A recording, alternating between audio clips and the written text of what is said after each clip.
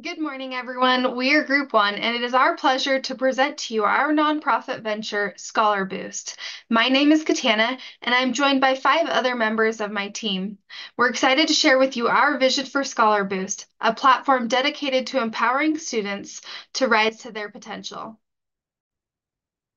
Scholar Boost is a pioneering crowdfunding platform that's designed to bridge the gap between students in need of financial assistance and donors looking to support educational endeavors.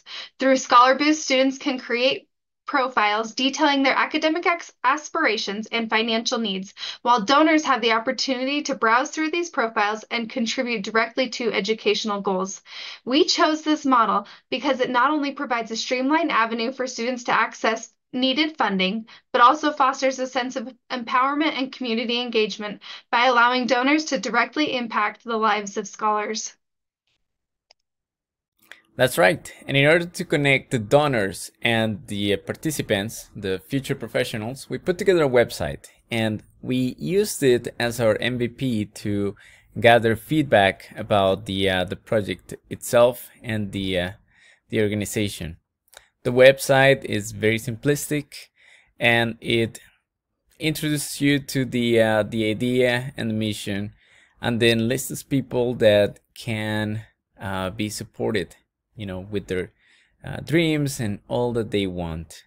The website also features an option for people to just start their campaign and also donate, as well as some FAQs. Interestingly enough, as we gather feedback, we learn different ways in which the platform could go, different directions, for it to be even more efficient in capturing the donor's attention.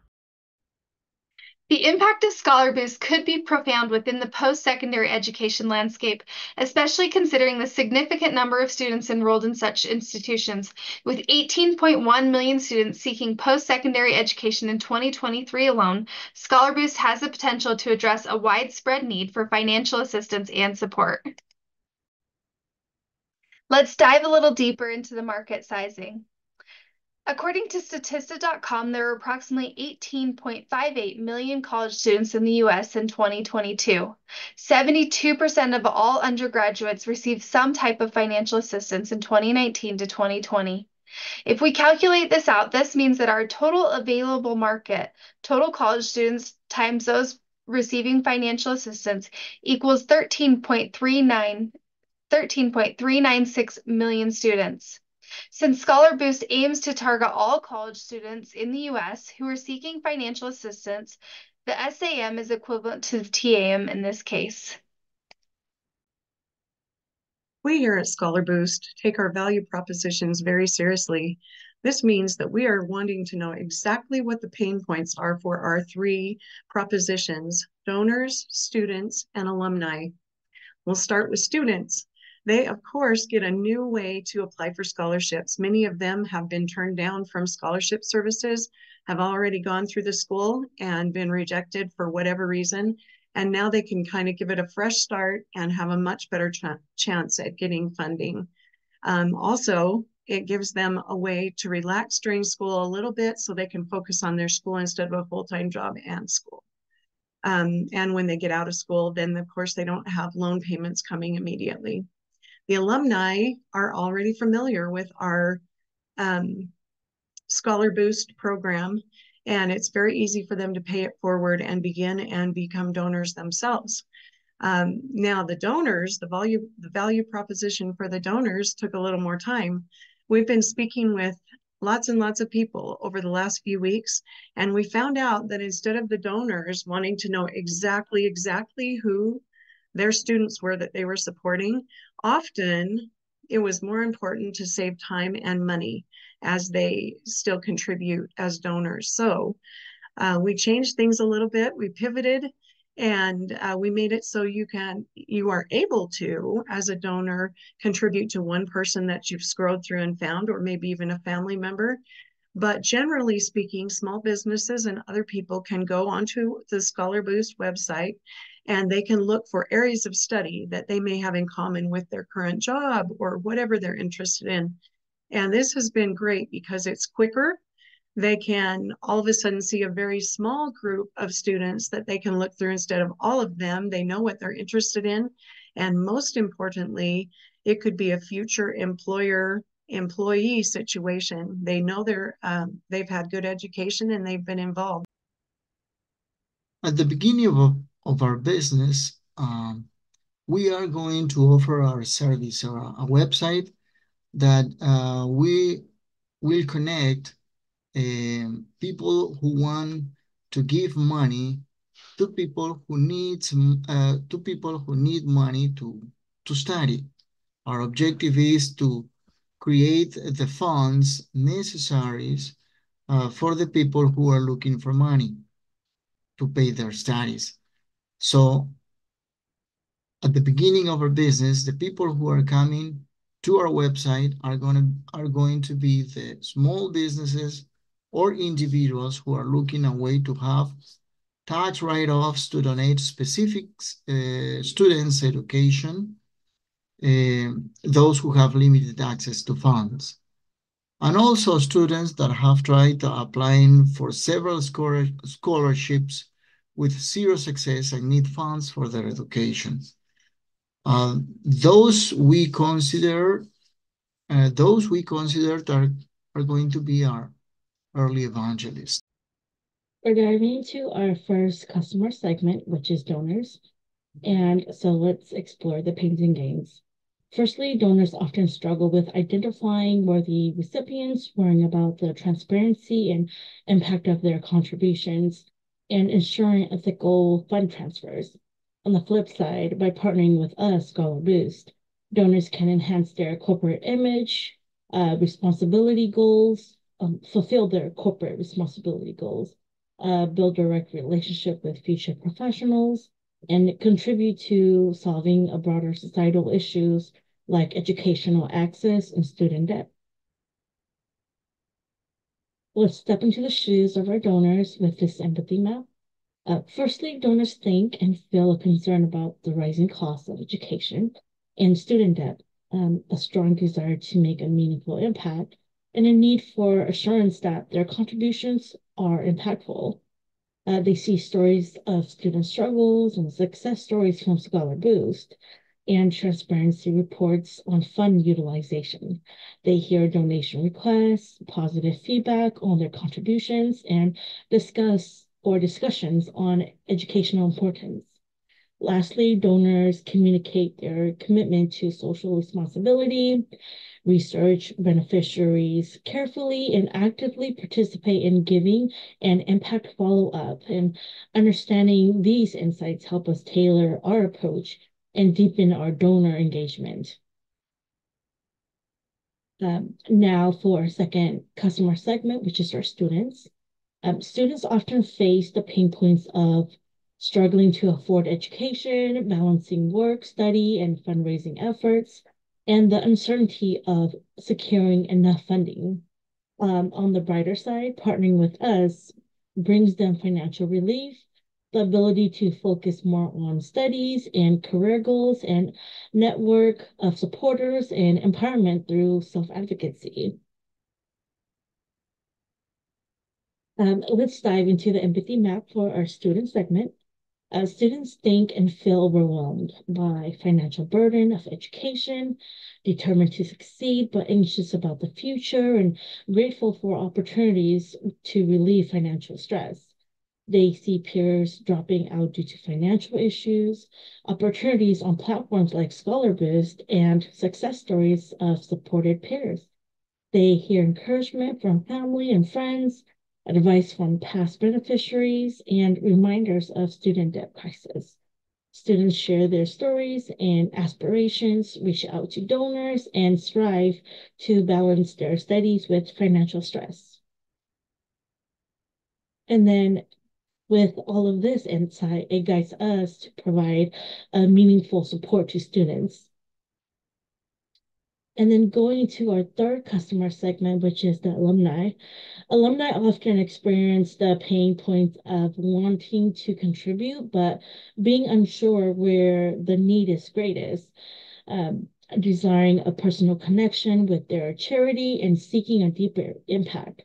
By partnering with us, alumni can feel a deeper connection to their alma mater or educational cause and see a tangible results through updates and success stories, and foster a sense of community and continuity among alumni and current students. Let's step into the mindset of our alumni and their empathy map. Alumni think and feel pride in their educational journey, empathy for current students' struggles, and satisfaction in alleviating financial burdens for others. They see regular communications from their alma mater, success stories of current students, and social media showcasing donation impacts. They hear appeals for donations, student stories of changed lives, and discussion on supporting the next generation. Alumni discuss experiences, donate to resonant causes, and participate in fundraising and mentoring events.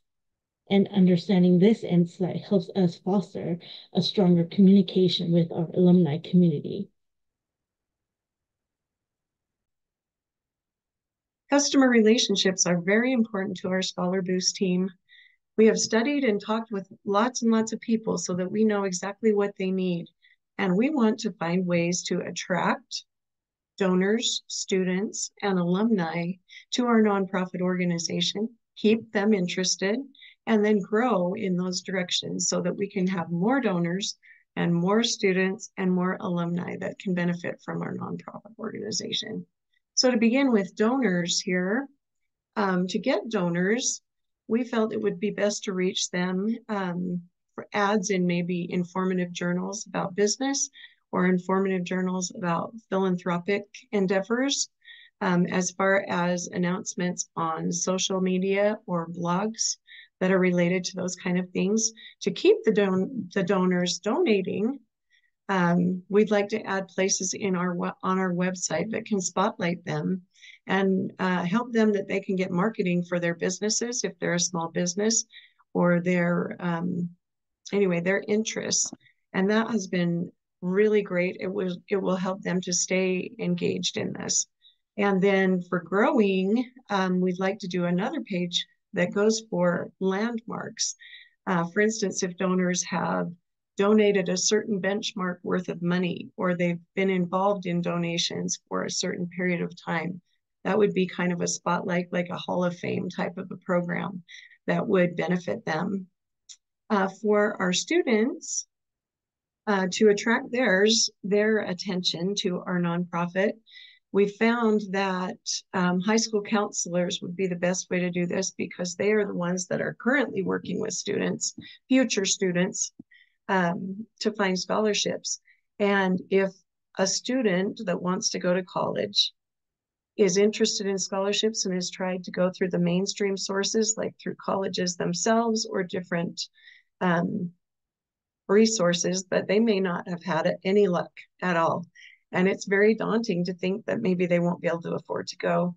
Our program is perfect for them because this is an alternative they wouldn't have tried before. They can get a fresh start and they can target their search in different ways so that they can find donors that they need to go to school.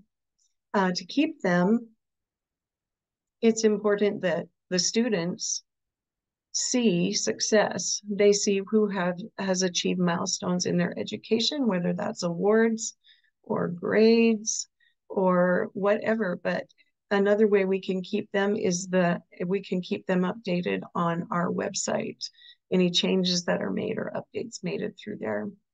To get more students, we're hoping to add a graduate school portion so that they might be able to go on and get further education when they're done with their bachelor's degrees. But also there should be a referral program so that they might be able to include their friends or other people who aren't familiar with our nonprofit so that they can benefit also. For alumni, this is the easiest group of all to keep, and grow because the alumni would have already been familiar with our website, with our nonprofit, with the funds that they've been able to use. They should be very big fans in this process to get more alumni to be involved. I think it's important that we help them focus on the benefits that they've had instead of just looking forward, remembering the money and the help, financial and other ways that they have been supported during their college career. This will help them to kind of turn and want to give back, to keep the alumni engaged.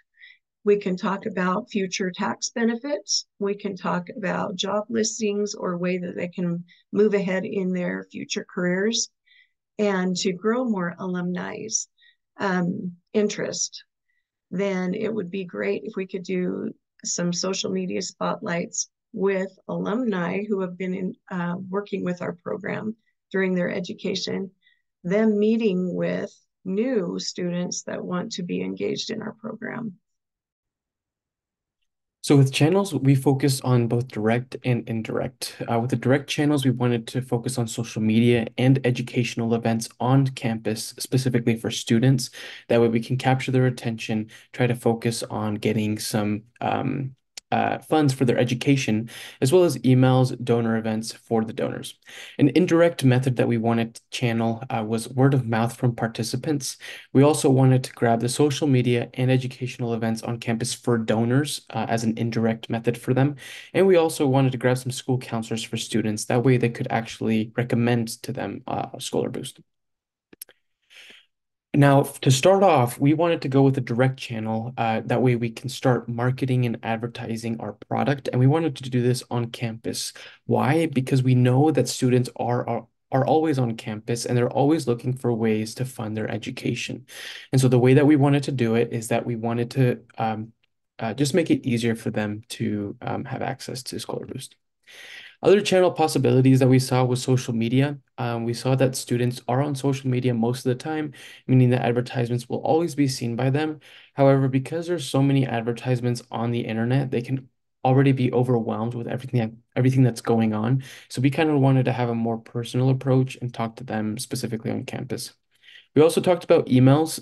We can communicate directly with students that are in college through their email communication or partner with colleges as well. However, we also know that students don't check their emails as often with all the things that are going on, specifically because they're working on assignments, they care more about the grades, et cetera, et cetera. With the revenue model, we first wanted to focus the donors and the alumni with the delivery of donation to us. And we wanted to keep 2%. We were first thinking about charging 2% to the donors and alumni, but we didn't really think that this was the right way. And because students wanted to receive education funding, then we will charge them 2% instead. Just like we talked about before, the donors and alumni will be donating, and we don't want to charge them 2%. Instead, students will be charged 2%. We will keep that 2%. When it comes to our expenses, we're estimating that for the first year, we're going to incur about $40,000 for platform development and launching the actual mobile app and the website. Then after that, we will have just ongoing costs, fixed costs that have to do with the ongoing maintenance of the platform, marketing efforts, outreach efforts, just making sure that the donors and organizations are aware and we're reaching out to them, our staffing, and also the intellectual property protection that will have to do with our legal expenses, as well as insurance and covering ourselves with a budget for any emergencies. We're estimating total cost, fixed costs of about $211,000 for the first year, with additional $30,000 for variable expenses, which mainly have to do with office and infrastructure expenses, and a 3% estimated transaction fee for the money movement that needs to happen as we collect the donations and we move them into the recipients' accounts. As our Scholarship Boost nonprofit gets ready to launch, there are some metrics that really matter. Some of the top ones are, firstly, our quarterly number of donations. We need to track these so that if it goes down drastically one quarter, we cannot wait till the end of the year and see what happened then. We go back right then and say, what did we change here? What can we improve? and it makes it much better than waiting till the end of the year to fix it. Our average gift size, this is important to us because if we know an average gift size that the donors give, then we can see how much attention we need to give to our donor recruitment, because if we have this many students that need funding and we don't have enough donors, then that is not going to be a profitable situation. Next, our marketing conversion rate. This is really important because as much as we have a presence online, whether that be social media or regular Google or wherever we are online to promote our nonprofit, if they just glance at it and it shows a view, that's fine and that's good. But unless they carry through and there's a conversion made where they actually click on our website and then they go in and actually donate, that's not going to be profitable. We could have 10,000 views and still no money. So we have to keep a close eye on this metric. Next, return on investment. This is very important because it tells us for every Scholar Boost dollar that we spend, how much did we raise from that? And this is another one of those that's very important as we grow. If we don't keep track of something like this, we will not have the funds that we can use to help the students who are kind of counting on this situation. Donor churn. This is a donor churn means the number of donors that we lose from segment to segment, whether that's yearly or whatever. If we have a bunch of donors and then we notice that 8% have dropped in donor churn, then we need to turn around and say, okay, what can we do to better keep these donors? These are things that, these 5 metrics are things that are very important as we go forth and launch our nonprofit. Finding partners has both their risk and their rewards. We're going to talk about our key partners, and for our strategic alliance, it will be LinkedIn. For LinkedIn, the risk for Scholar Boost includes dependency on LinkedIn's algorithms and policies, which could limit visibility for students if not well managed. However, the rewards are substantial, including increased visibility for donors, access to a professional network, and improved employment opportunities for graduates. And then for LinkedIn, the risk lies in resource allocation to a non-revenue generating partnership, but the potential reward is strengthening its social cause, support image, potentially boosting their engagement, and gaining positive publicity. For our key partners in joint business development, it would be Coursera. So the risk for Scholar Boost is limiting educational variety and potentially alienating some students, but the reward is access to high quality content that enhances our platform's value. And for Coursera, the risk includes a potential lack of ROI if joint programs don't attract enough students or lead to job placements, but the reward is increased course enrollment and a positive brand image linked with philanthropy. Moving on to our competition, which is GoFundMe. So partnering up with GoFundMe will bring Scholar Boost the risk of redirecting or directing users away from our platform, but the reward is access to a larger audience and increased funding opportunities for students. And for GoFundMe, the risk includes market segmentation, but the reward is strengthening commitment to educational cause and diversification of campaigns, potentially attracting new users. Lastly, our key suppliers, which will be Amazon Web Services, short AWS. The risk for Scholar Boost includes dependence on AWS for infrastructure, potentially facing cost impacts. However, the reward is reliable and scalable infrastructure for platform growth.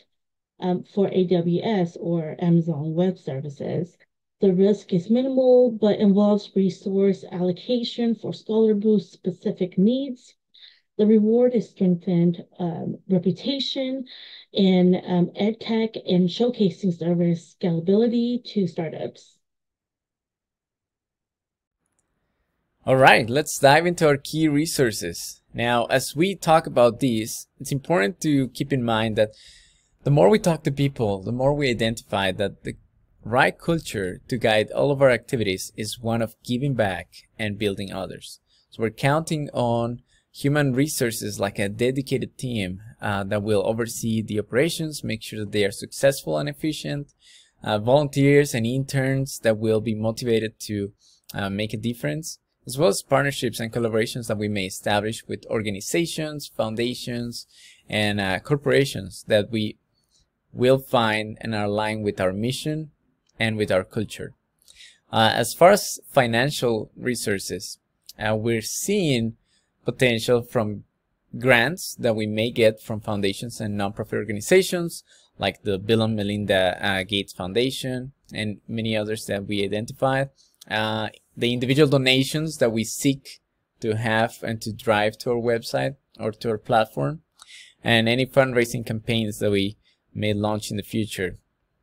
Through the corporate sponsorships and partnerships, we also seek to get not only financial resources, but also maybe other type of support that will help drive the success of the venture. Talk about intellectual resources, trademark registration, copyright protection, and domain name registration. We have identified those as key for our brand to be protected and to protect everyone who will want to participate in this type of service that we are putting together. Physical resources, we have identified 3 cities, New York City, San Francisco, and Washington, D.C. as potential candidates for us to have a physical location, a main office. And the reason for that is because the community around is one that has a lot of opportunities for us to network, and they are philanthropic culture. So it does bring much of a benefit for the progress of this venture. However, most of the traffic and all the activities will take place online, for which we plan to launch a marketing campaign, and drive traffic to the website. Some key activities for Scholar Boost would include website development, research and development, donor acquisition and engagement, student outreach and support, financial management, and marketing and awareness. We chose to go into more detail on 2 key activities. The first one we'll focus on is website development.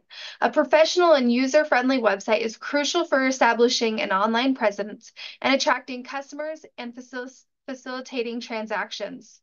The flow of our website development would include planning, design, development, content creation, testing, and the launch and maintenance of the website. The second key activity is donor acquisition. Donor acquisition and engagement are critical for the success of Scholar Boost, as it relies on donations to fund scholarships for students. Building a strong donor base and maintaining their engagement is essential for sustaining operations and maximizing the impact that we can have.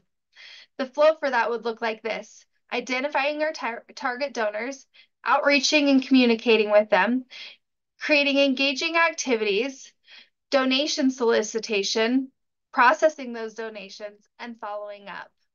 Some potential bottlenecks for this would include donation recording delays, securing commitments, communication strategies, and a lack of access to donor databases.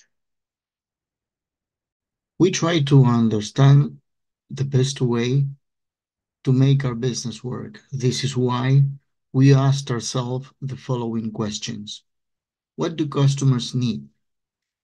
We came to the conclusion that donors want to put their money to a good use, helping talent in the community. And that community does not have the resources to develop. So students with talent and will, who do not know where to get the resources And the society that faces a growing challenging number could not continue their studies after high school. So what is our plan? We want to design this website and helps these customers to find what they are looking for by connecting them and helping them to be safe in the process and help focus to each of the customers in what is more important. For donors, the certainty their funds will end up in good use. The students will get the funds to continue their studies, and the society will know more people are getting ready to contribute in a better way. We also asked ourselves, to what extent does our business model depend on other players?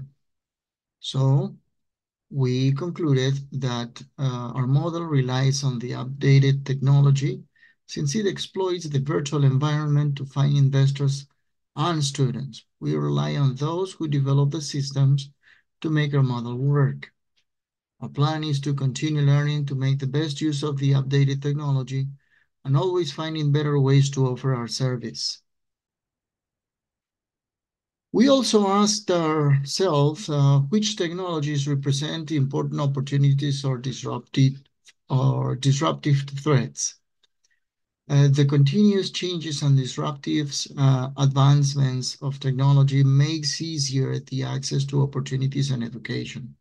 More people can use now, and they are using the new ways to study classes and courses online. Access to universities online has increased around the world. So, as part of our plan, we consider the importance of creating a system that will help people to access the countless opportunities to improve themselves where money is a challenge, and informing as many as possible to help them get the education they need.